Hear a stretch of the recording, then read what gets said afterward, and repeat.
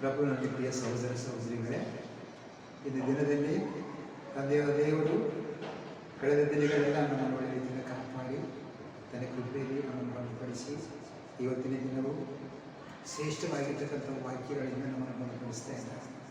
ಯಾಕೆಂದರೆ ನಾವೆಲ್ಲರೂ ವಿಶ್ವಾಸದಲ್ಲಿ ಮುಂದಕ್ಕೆ ಸಾಗೋದಕ್ಕಾಗಿ ಪ್ರಭು ಯೇಸು ಕ್ರಿಸ್ತನ ಒಂದಾನೊಂದು ದಿವಸದಲ್ಲಿ ಎರಿಕೋ ಗಲಿಲಾಯ ಪ್ರಾಂತದಿಂದ ಅವರು ಬೆತ್ಲೆಹೇಮಿಗೆ ಅಂದರೆ ಎರಿಕೋ ಪಟ್ಟಣಕ್ಕೆ ಬರುತ್ತಿರುವಾಗ ಮಾರ್ಗ ಮಧ್ಯದಲ್ಲಿ ಒಬ್ಬ ಕುಷ್ಠರೋಗಿಯು ದೇವರ ಆತನನ್ನು ನೋಡಿ ಹೇಳ್ತಾ ಇದ್ದಾನೆ.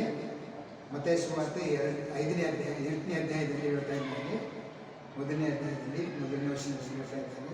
ಕುಷ್ಠರೋಗಿಯು ಬಂದು ಆತನಿಗೆ ಸಾಷ್ಟಾಂಗ ನಮಸ್ಕಾರ ಮಾಡಿ ಆತನ ಹೇಳ್ತಾ ಇದ್ದಾನೆ, ಪ್ರಭು ನಿನಗೆ ಇಷ್ಟವಾಗಿದ್ದರೆ ನನಗೆ ಸುದ್ದಿ ಮಾಡು ಎಂಬುದಾಗಿ ಹೇಳ್ತಾ ಇದ್ದಾರೆ. ಅವಾಗ ಸ್ವಾಮಿಯವರು ಹೇಳ್ತಾ ಇದ್ದಾರೆ, ಇದಿಗೋ ನನಗೆ ಇಷ್ಟವಿದೆ, ಆದರೆ ಇದು ನಿಮಗೆ ಶುದ್ಧನಾಗು ಎಂಬುದಾಗಿ ಹೇಳ್ತಾ ಇದ್ದಾರೆ. ಅದೇ ರೀತಿಯಲ್ಲಿ ನಾವು ಸಹ ಈ ಲೋಕದ ರೀತಿಯಲ್ಲಿ ನಾವು ಪಾಪದ ದೇಶದಿಂದ ಪಾಪದ ಮೂಲಕವಾಗಿ ಅಶುದ್ಧರಾಗಿದ್ದೇವೆ.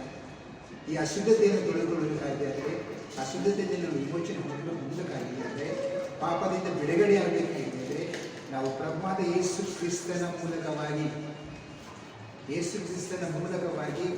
ನಾವು ಆತನ ರಕ್ತದಲ್ಲಿ ನಮ್ಮ ಪಾಪಗಳನ್ನು ತೊಳೆದುಕೊಂಡು ಶುದ್ಧರಾಗಬೇಕು.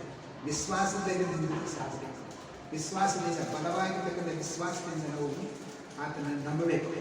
ಒಂದಾದ ದಿವಸದಲ್ಲಿ ಮತ್ತು ವ್ಯಭಿಚಾರದಿಂದ ಆ ಒಂದು ವ್ಯಭಿಚಾರ ಸ್ತ್ರೀ ಅವಳು ಏನು ಮಾಡಿದ ಅಂದರೆ ಅವಳು ಕಲ್ಲಿನಿಂದ ಹೊಡೆದು ಇಸ್ರಾಯೇಲರು ಅವಳನ್ನು ಶಿಕ್ಷೆ ಕೊಡ್ತಾ ಇದ್ದಾಗ ಸ್ವಾಮಿಯವರ ಸನ್ನಿಧಿಗೆ ಬಂದಾಗ ಸ್ವಾಮಿಯವರು ಅವರಿಗೆ ಹೇಳ್ತಾ ಇದ್ದರು, ಇದು ಇಸ್ರಾಯೇಲರಿಗೆ ಹೇಳ್ತಾ ಇದ್ದರು ಜನರೆಲ್ಲರೂ ಆತನಿಗೆ, ಇದು ಇವಳು ವ್ಯಭಿಚಾರದಿಂದ ಹಿಡಿಯಲ್ಪಟ್ಟಿದ್ದಾಳೆ, ವ್ಯಭಿಚಾರ ಮಾಡ್ತಾ ಇದ್ದಾಳೆ ಎಂಬುದಾಗಿ ಹೇಳಿದಾಗ ಸ್ವಾಮಿಯವರು ಹೇಳ್ತಾ ಇದ್ದರು, ಹೌದು ಅವಳನ್ನು ನಿಜವಾಗಿ ಕಲ್ಲಾಕಿ ಕೊಲ್ಲಬೇಕೆಂಬುದಾಗಿ.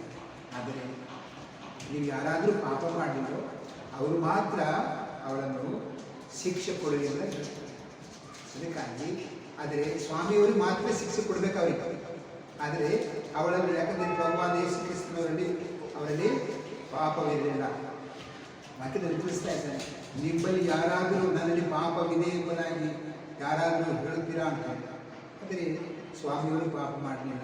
ಅವರು ನೀತಿವಂತರಾಗಿರ್ತಕ್ಕಂಥ ನಮ್ಮೆಲ್ಲರನ್ನ ಅನೀತಿವಂತನಾಗಿ ಇಹಲೋಕದ ರೀತಿಯಲ್ಲಿ ಮನುಷ್ಯ ಕುಮಾರನಾಗಿ ಮನುಷ್ಯರು ಮಾಡತಕ್ಕಂಥ ಪ್ರತಿ ಪಾಪಗಳ ದೆಸೆಯಿಂದ ನಮ್ಮ ಪಾಪಗಳನ್ನು ತಾನು ಹೊತ್ತುಕೊಂಡು ಈ ಲೋಕದ ಪಾಪ ಪರಿಹಾರ